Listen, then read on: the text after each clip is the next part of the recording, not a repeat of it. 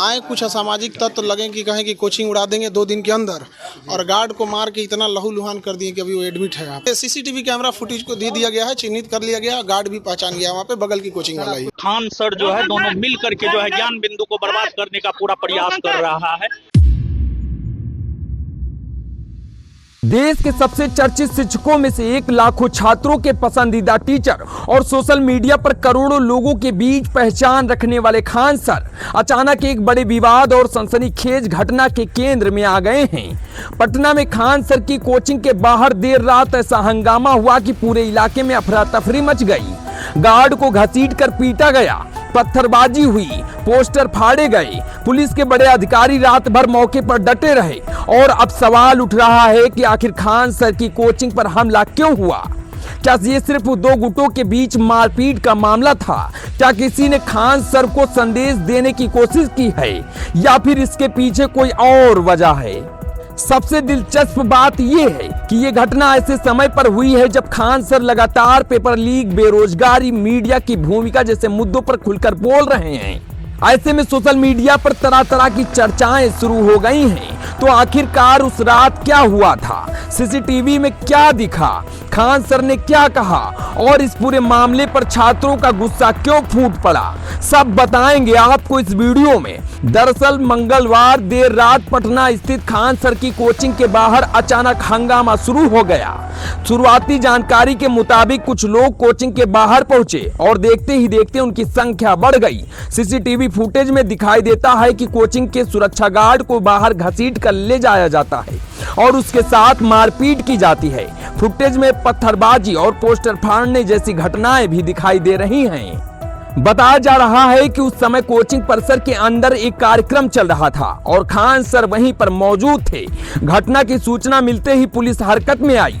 पटना के SSP, SP और वरिष्ठ अधिकारी मौके पर पहुंचे। पूरे इलाके की घेराबंदी की गई और जांच शुरू कर दी गई। घटना के बाद शुरुआती दौर में आरोप प्रत्यारोप का सिलसिला शुरू हो गया। खान सर के संस्थान की ओर से पास के कोचिंग संस्थान पर हमला करवाने को लेकर आरोप लगाया गया। हालांकि बाद में खुद खान सर ने मीडिया से बातचीत में कहा कि उस समय माहौल बेहद तनावपूर्ण था और जो जानकारी गार्ड से मिली उसी के आधार पर बातें कही गई थी। खान सर ने कहा कि अभी पुलिस जांच चल रही है और जांच पूरी होने के बाद ही सच्चाई सामने आएगी। उन्होंने साफ कहा कि उनका संस्थान किसी लड़ाई झगड़े के लिए नहीं बैठा है और फिलहाल उनकी पहली प्राथमिकता घायल गार्ड का इलाज है। क्लासेज यहाँ ओवर हो गई थी और अभी बिहार पुलिस का रिजल्ट आया तो हजारों की संख्या में रिजल्ट हुआ। तो सब लोग बच्चों को सम्मानित करके थके हुए थे लोग, सारे लोग। आए कुछ असामाजिक तत्व लगे कि कहें कि कोचिंग उड़ा देंगे 2 दिन के अंदर, और गार्ड को मार के इतना लहूलुहान कर दिए कि अभी वो एडमिट है यहाँ पे। अभी देखिए क्या हो रहा है यहाँ पर, उसके बाद देखते हैं हम लोग यहाँ पे। लेकिन ये एकदम असामाजिक तत्व कोचिंग वाले हैं सब, ये 1-2 ठो यहाँ अभी उसको बयान दिया है, वो अभी हॉस्पिटल में है। वजह क्या है? क्या सर क्यों ऐसा कर? कहना ये है कि सस्ते फीस में क्यों पढ़ा रहे हो कि इतना रिजल्ट हो जाएगा यहाँ पे। मेन यही है कि इतने कम फी में इतने लोगों को ना पढ़ाया जाए। तो अब प्रशासन से भी कहते हैं कि सिक्योरिटी ध्यान में रखा जाए, क्योंकि गरीब को भी पढ़ने का अधिकार है।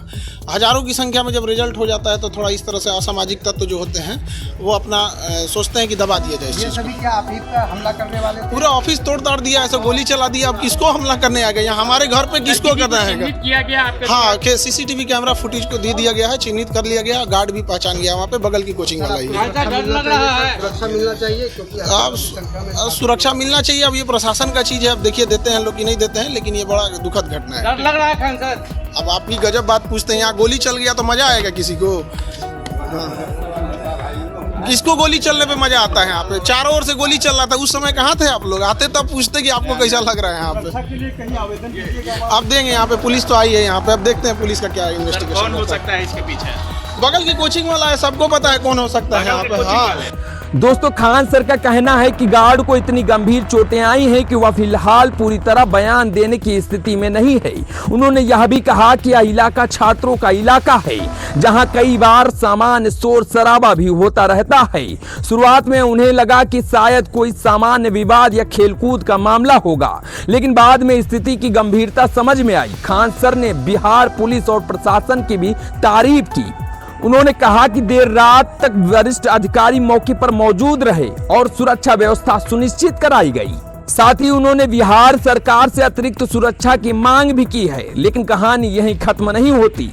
हमले के अगले दिन खान सर ने एक बड़ा फैसला लिया।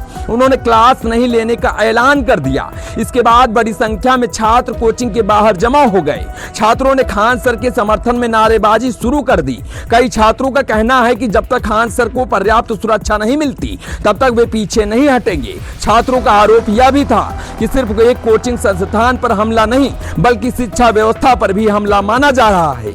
माहौल इतना गर्म हो गया कि पुलिस को अतिरिक्त सुरक्षा बल तैनात करने भी पड़े। इस पूरे मामले ने सोशल मीडिया पर भी बहस छेड़ दी है।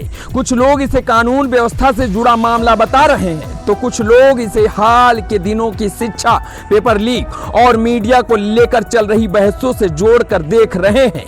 इसी बीच लोक गायिका नेहा सिंह राठौर ने भी इस विवाद पर टिप्पणी की। उन्होंने कहा कि जब कुछ शिक्षक पेपर लीक और बेरोजगारी जैसे मुद्दों पर सवाल उठा रहे हैं तो बहस का फोकस असली मुद्दों से हटाकर शिक्षकों पर किया जा रहा है।